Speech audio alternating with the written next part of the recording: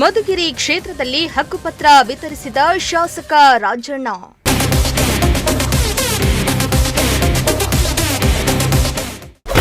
ನೂರಾರು ಫಲಾನುಭವಿಗಳು ಹಕ್ಕುಪತ್ರ ಪಡೆದುಕೊಂಡು ಸಂತಸ.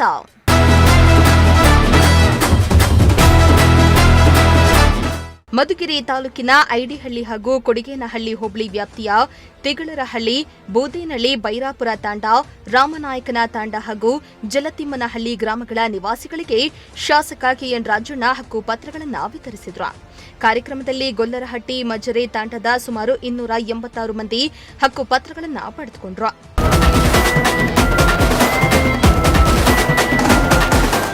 ಇನ್ನು ಈ ವೇಳೆ ಮಾತನಾಡಿದ ಶಾಸಕ ರಾಜಣ್ಣ, ಕಂದಾಯ ಇಲಾಖೆಯ ಅಧಿಕಾರಿಗಳು ನಿಮ್ಮ ಮನೆ ಬಾಗಿಲಿಗೆ ಬಂದು ನಿಮ್ಮ ಮನೆಯ ಅಳತೆ, ವಿಳಾಸ ಹಾಗೂ ಮಾಲೀಕರ ಮಾಹಿತಿಯನ್ನ ಸಂಗ್ರಹಣೆ ಮಾಡಿ ಇಂದು ಹಕ್ಕು ಪತ್ರಗಳನ್ನು ವಿತರಣೆ ಮಾಡುತ್ತಿದ್ದಾರೆ. ಮಜರೆ ಗ್ರಾಮಗಳನ್ನ ಕಂದಾಯ ಗ್ರಾಮಗಳನ್ನಾಗಿ ಪರಿವರ್ತನೆ ಮಾಡಲಾಗಿದೆ ಎಂದಿದ್ದಾರೆ. ಇನ್ನು ಗ್ರಾಮಗಳಲ್ಲಿ ಗುಂಪುಗಾರಿಕೆ ಮನಸ್ತಾಪಗಳಿರಬಾರದು, ಒಟ್ಟಾಗಿ ಇದ್ದಾಗ ಮಾತ್ರ ಗ್ರಾಮಗಳು ಅಭಿವೃದ್ಧಿಯಾಗಲು ಸಾಧ್ಯ ಎಂದು ಶಾಸಕ ಕೆಎನ್ ರಾಜಣ್ಣ ತಿಳಿಸಿದ್ದಾರೆ. ಯಾರನ್ನ ಆಫೀಸರು ಬರ್ತಿದ್ರು ಯಾರು ಗೊತ್ತಿಲ್ಲ. ಈಗ ಎಲ್ಲ ಆಫೀಸರು ಅಸಿಸ್ಟೆಂಟ್ ಕಮಿಷನ್ ಇಂದ ಹಿಡಿದು ಎಲ್ಲ ಅಲ್ಲಿ ತಹಶೀಲ್ದಾರ್ ಇಂದ ಹಿಡಿದು ರೆವಿನ್ಯೂ ಇನ್ಸ್ಪೆಕ್ಟರ್, ಸೆಕ್ರೆಟರಿ ಎಲ್ಲ ನಿಮ್ ಮನೆ ತಕ್ಕ ಬಂದು ಕೂತ್ಕೊಂಡು ಅಳತೆ ಮಾಡಿ ಅವೆಲ್ಲ ಮಾಡಿದ್ರು ಇಲ್ವೋ? ನೀವ್ಯಾರ ಕರೆದಿದ್ರ?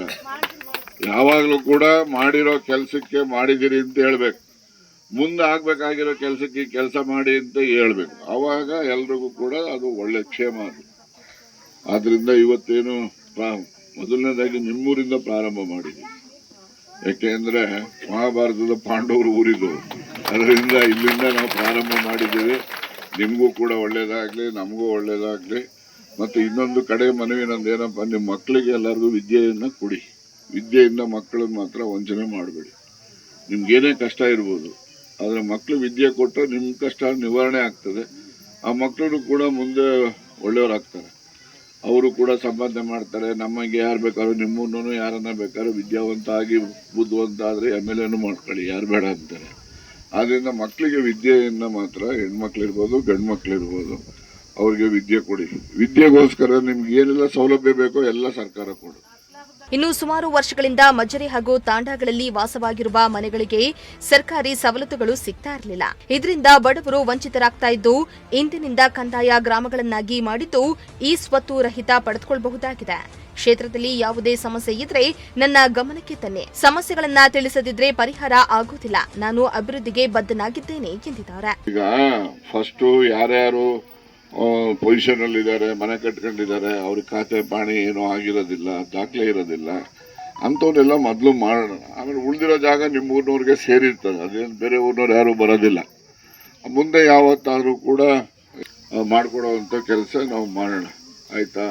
ಇವತ್ತು ಸುಮಾರು ಇಲ್ಲಿ ನಾವೊಂದು 102 ಜನಕ್ಕೆ ಇವತ್ತು ನೀನು ಹೇಳ್ದಂಗೆ ವೆಂಕಟಾಪುರ, ಮಜರೆ, ತಿಗಳರಳ್ಳಿ ಅಂತ ಬರ್ಕತ್ತಾ ಇದ್ರಿ. ಇದು ಮುಂದಕ್ಕೆ ನೀವು ಮಜರೆ ಬರೆಯಂಗಿಲ್ಲ, ತಿಗಳರಳ್ಳಿ ಅಂತಾನೆ ಪಾಣಿಲೂ ಬರ್ತೈತೆ, ಮತ್ತೆ ಎಲ್ಲ ದಾಖಲೆಗಳಲ್ಲೂ ಬರ್ತೈತೆ.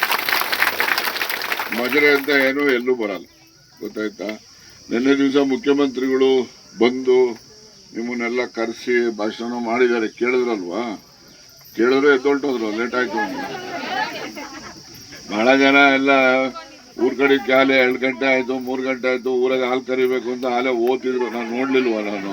ಇನ್ನು ಸರ್ಕಾರ ಬಡ ಮಕ್ಕಳ ಶಿಕ್ಷಣಕ್ಕೆ ಹಲವು ಯೋಜನೆಗಳನ್ನ ಜಾರಿಗೆ ತಂದಿದ್ದು, ಮಕ್ಕಳಿಗೆ ಉತ್ತಮ ಶಿಕ್ಷಣ ಕೊಡಿಸಿ ಶಿಕ್ಷಣವನ್ನ ಪಡೆದುಕೊಳ್ಳಲು ಏನಾದರೂ ಸಮಸ್ಯೆ ಇದ್ರೆ ನೇರವಾಗಿ ನನ್ನ ಗಮನಕ್ಕೆ ತನ್ನಿ. ಆದ್ರೆ ಈ ಮಕ್ಕಳನ್ನ ಶಿಕ್ಷಣದಿಂದ ವಂಚಿತರನ್ನಾಗಿ ಮಾಡಬೇಡಿ. ನನ್ನ ಕ್ಷೇತ್ರದಲ್ಲಿ ಜಾರಿಗೆ ತಂದ ಸೌಭಾಗ್ಯ ಇಂದು ರಾಜ್ಯಾದ್ಯಂತ ಅನುಷ್ಠಾನಗೊಂಡಿದೆ ಎಂದು ತಿಳಿಸಿದ್ರು. ಮತ್ತೆ ಇನ್ನೊಂದು ಕಡೆ ಮನವಿ ನಂದೇನಪ್ಪ, ನಿಮ್ಮ ಮಕ್ಕಳಿಗೆ ಎಲ್ಲರಿಗೂ ವಿದ್ಯೆಯನ್ನ ಕೊಡಿ. ವಿದ್ಯೆಯಿಂದ ಮಕ್ಕಳನ್ನ ಮಾತ್ರ ವಂಚನೆ ಮಾಡಬೇಡಿ. ನಿಮ್ಗೇನೇ ಕಷ್ಟ ಇರ್ಬೋದು, ಆದ್ರೆ ಮಕ್ಕಳು ವಿದ್ಯೆ ಕೊಟ್ಟರೆ ನಿಮ್ಮ ಕಷ್ಟ ನಿವಾರಣೆ ಆಗ್ತದೆ. ಆ ಮಕ್ಕಳು ಕೂಡ ಮುಂದೆ ಒಳ್ಳೆಯವರಾಗ್ತಾರೆ, ಅವರು ಕೂಡ ಸಂಪಾದನೆ ಮಾಡ್ತಾರೆ. ನಮಗೆ ಯಾರು ಬೇಕಾದ್ರೂ, ನಿಮ್ಮನ್ನು ಯಾರನ್ನ ಬೇಕಾದ್ರೂ ವಿದ್ಯಾವಂತ ಆಗಿ ಬುದ್ಧಿವಂತ ಆದ್ರೆ MLA ಮಾಡ್ಕೊಳ್ಳಿ, ಯಾರು ಬೇಡ ಅಂತಾರೆ. ಆದ್ರಿಂದ ಮಕ್ಕಳಿಗೆ ವಿದ್ಯೆಯನ್ನ ಮಾತ್ರ, ಹೆಣ್ಮಕ್ಳಿರ್ಬೋದು ಗಂಡು ಮಕ್ಳಿರ್ಬೋದು, ಅವ್ರಿಗೆ ವಿದ್ಯೆ ಕೊಡಿ. ವಿದ್ಯೆಗೋಸ್ಕರ ನಿಮ್ಗೆ ಏನೆಲ್ಲ ಸೌಲಭ್ಯ ಬೇಕೋ ಎಲ್ಲ ಸರ್ಕಾರ ಕೊಡು. ಇನ್ನು ತಹಸೀಲ್ದಾರ್ ಶ್ರೀನಿವಾಸ್ ಮಾತನಾಡಿ 2-3 ತಲೆಮಾರುಗಳಿಂದ ಸರ್ವೆ ನಂಬರ್ಗಳಲ್ಲಿ ನಿರ್ಮಿಸಿಕೊಂಡಿದ್ದ ಮನೆ ಬಾಗಿಲಿಗೆ ನಮ್ಮ ಇಲಾಖೆಯ ಅಧಿಕಾರಿಗಳು ನಿಮ್ಮ ಮನೆ ಬಾಗಿಲಿಗೆ ಬಂದು ನೀವು ವಾಸವಿರುವ ಮನೆಯ ದಾಖಲೆಗಳನ್ನ ಮಾಡಿಕೊಟ್ಟಿದ್ದಾರೆ ಎಂದಿದ್ದಾರೆ. ಮನೆ ಕಟ್ಕೊಂಡಿದ್ದಾರೆ. ರೈತರು ಯಾರು ಬಂದು ನಮ್ಮ ಕಚೇರಿಗೆ, ತಾಲೂಕು ಕಚೇರಿಗೆ ಬಂದು ಅರ್ಜಿ ಕೊಡೋ ಹಾಗಿಲ್ಲ.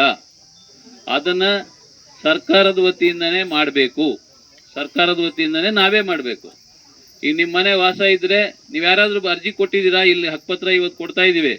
ಯಾರಾದ್ರೂ ಅರ್ಜಿ ಕೊಟ್ಟಿದ್ದೀರಾ ನೀವು? ಇಲ್ಲ. ನಿಮ್ಮ ಮನೆಗೆ ಬಂದಿದ್ದಾರೆ, ನಮ್ಮ ವಿಲೇಜ್ ಅಕೌಂಟೆಂಟ್ ಬಂದಿದ್ದಾರೆ, ಸರ್ವೇಯರ್ ಬಂದಿದ್ದಾರೆ, ರೆವಿನ್ಯೂ ಇನ್ಸ್ಪೆಕ್ಟರ್ಗಳು ಬಂದಿದ್ದಾರೆ, ನಿಮ್ಮನ್ನು ನಿಲ್ಲಿಸಿದ್ದಾರೆ, ಫೋಟೋ ತೆಗೆಸಿದ್ದೀವಿ ಅಲ್ವಾ? ಫೋಟೋ ತೆಗೆಸಿದ್ದೀವಿ ನಿಮ್ಮ ಮನೆ ಮುಂದೆ. ನೀವು ಎಷ್ಟು ವಾಸ ಇದ್ದೀರಿ ಅದ್ರ ವಿಸ್ತೀರ್ಣ ಗುರ್ತು ಮಾಡ್ಕೊಂಡಿದ್ದೀವಿ. ಎಂಥ ಮನೆಯಲ್ಲಿ ವಾಸ ಇದ್ದೀರಾ ಅಂತ ಮಾಡಿದ್ದೀವಿ. ಅದನ್ನು ತಗೊಂಡೋಗಿ ನಾವು ರಿಜಿಸ್ಟ್ರೇಷನ್ ಎಲ್ಲ ಮಾಡಿದ್ದೀವಿ. ಎಲ್ಲ ಸಬ್ ರಿಜಿಸ್ಟ್ರಾರ್ ಬಂದು ರಿಜಿಸ್ಟರ್ ಮಾಡಿದಿರಲ್ವಾ? ಸೊ ನೀವೆಲ್ಲ ಒ ಟಿ ಪಿ ಕೊಟ್ಟಿದ್ದೀರಿ, ಹೌದಾ? ಮತ್ತೆ ನೀವೇನೋ ಫೀಸ್ ಕಟ್ಟಿದ್ದೀರಿ, ಒಂದು 200-300 ಎಷ್ಟೋ ಫೀಸ್ ಕಟ್ಟಿದ್ದೀರಿ. ಕಟ್ಟಿಲ್ವಾ? ಅದು ಇಲ್ಲ, ಕೆಲವ್ರು ಕಟ್ಟಿದ್ದೀರಿ. ಸೊ ಇಷ್ಟನ್ನ ಕೂಡ ಮಾಡಿ ನಿಮಗೆ ಒಂದು ಹಕ್ಕುಪತ್ರ, ರಿಜಿಸ್ಟ್ರೇಷನ್ ಪತ್ರ ಬೇರೆ ಕೊಟ್ಟಿದ್ದೀವಿ, ಹೌದಾ? ರಿಜಿಸ್ಟ್ರೇಷನ್ ಪತ್ರ ಇದೆ ನಿಮ್ಮ ಹತ್ರ. ಮತ್ತೆ ಇವತ್ತು ಹಕ್ಕುಪತ್ರನೂ ಕೂಡ ಕೊಡ್ತಾ ಇದ್ದೀವಿ. ಇನ್ನು ಈ ವೇಳೆ ಉಪವಿಭಾಗಾಧಿಕಾರಿ ಗೊಟ್ಟೂರು ಶಿವಪ್ಪ, ತಹಸೀಲ್ದಾರ್ ಶ್ರೀನಿವಾಸ್, ಎಡಿ ಧನಂಜಯ್, ಡಿಸಿಸಿ ಬ್ಯಾಂಕ್ ನಿರ್ದೇಶಕ ನಾಗೇಶ್ ಬಾಬು, ಬ್ಲಾಕ್ ಕಾಂಗ್ರೆಸ್ ಅಧ್ಯಕ್ಷ ಆದಿನಾರಾಯಣ ರೆಡ್ಡಿ ಸೇರಿ ಹಲವರು ಉಪಸ್ಥಿತರಿದ್ದರು. ಸಿರಾಜ್ ಅಹಮದ್, ಪ್ರಜಾಶಕ್ತಿ ಟಿವಿ, ಮಧುಗಿರಿ.